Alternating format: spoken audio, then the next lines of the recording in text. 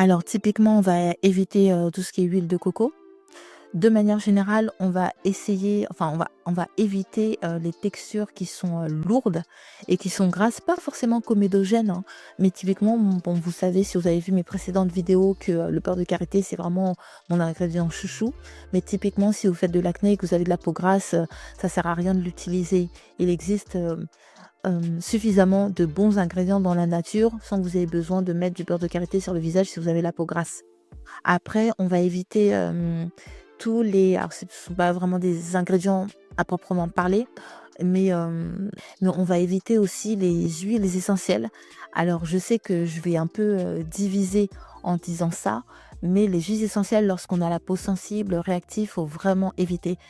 De manière générale, il faut les utiliser uniquement en les diluant dans des corps, végétaux, donc notamment dans des huiles végétales avant de les appliquer sur le corps.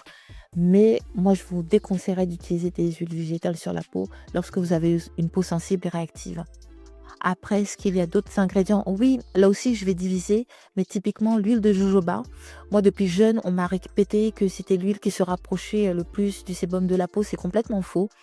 Heu, à titre personnel, j'ai plusieurs fois et pendant longtemps utilisé l'huile de jojoba et je l'ai toujours trouvée trop grasse, pour moi en tout cas. D'autant plus que l'huile de jojoba, en fait, c'est de la cire, c'est de la cire liquide, c'est pas vraiment de l'huile. Donc ça, quand vous avez une peau à imperfection, évitez le jojoba. Voilà.